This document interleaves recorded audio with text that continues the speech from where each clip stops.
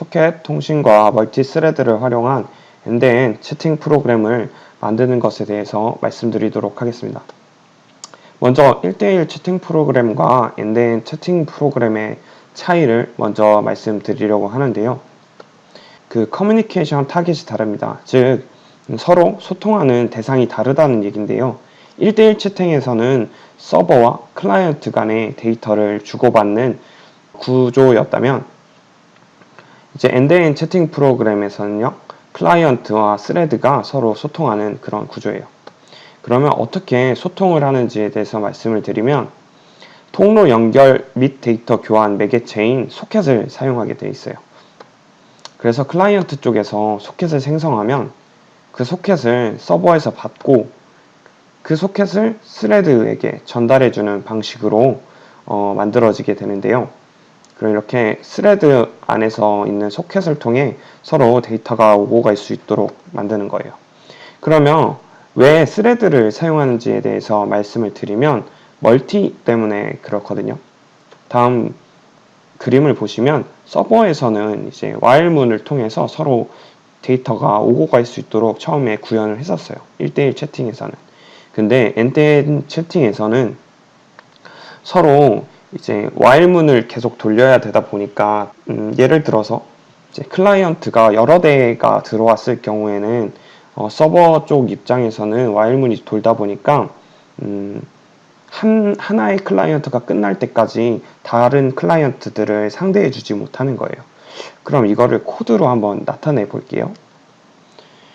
이렇게 보시면은 자, 마우스 보이시죠?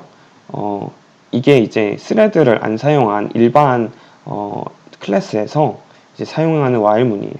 이렇게 while문을 하나, 둘, 세 개를 사용하게 되면 hello1밖에 찍히지가 않아요.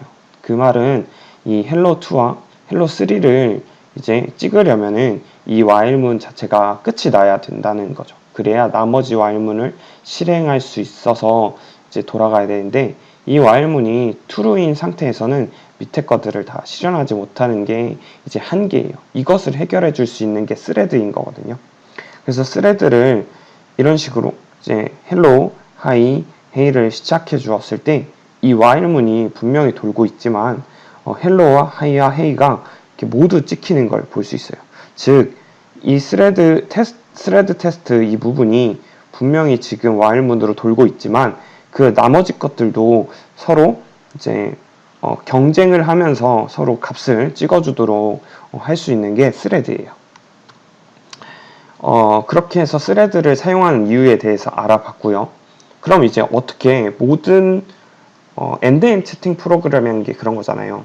자신이 이제 메시지를 보냈는데 그 메시지가 자신뿐만이 아니라 자신과 같은 방에 있는 모든 클라이언트들에게 메시지를 보내야 되는 거잖아요. 그러다 보니까 그것을 어떻게 가능한지에 대해서 말씀을 드리면 그 경쟁한다던 스레드들끼리 서로 연결이 되어 있어야 돼요. 그럼 그 연결이 되어 있으려면 서로 접근을 해야 되는데 이 접근을 어떻게 하는지에 대해서 말씀을 드릴게요. 자, 스레드 A라는 녀석이 있어요. 그리고 벡터라는 이제 배열을 만들어줘서 벡터라는 배열 안에 이제 스레드들을 하나씩 차곡차곡 넣어두는 거예요. 근데 이 벡터는 이제 서버 안에 존재하겠죠. 그러면 이렇게 벡터에 갓 생성된 스레드를 넣어줘요. 그러면 그 스레드를 넣은 벡터를 다시 스레드 A에 넣어주는 방식으로 만드는 거죠. 이렇게 하다 보면은 어떤 장점이 있냐면 분명히 여기서 벡터를 생성을 했죠.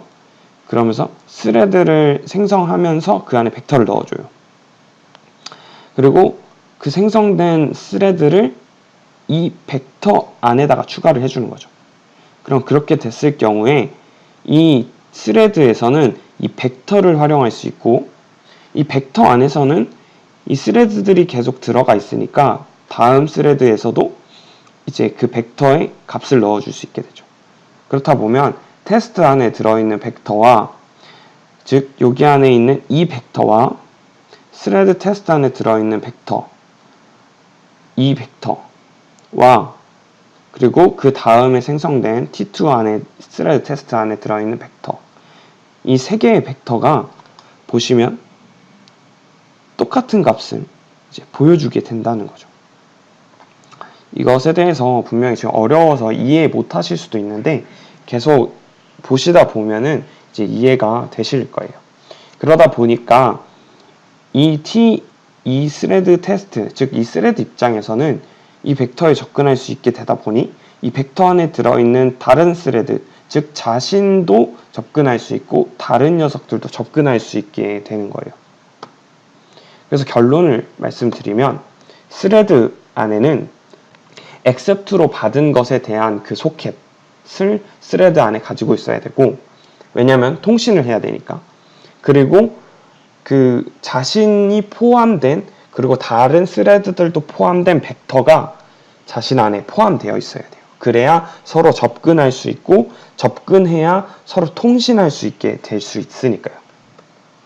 그래서 전반적으로, 즉 전체적으로 어떤 느낌인지를 먼저 보여드리면, 소켓을 생성해서, 그리고 스레드를 생성해서 그 소켓을 accept로 받아서 스레드 A에 넣어주는 거죠.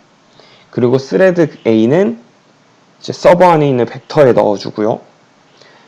그 벡터를 다시 스레드 A에 넣어주는 방식으로 이제 진행을 할 거예요.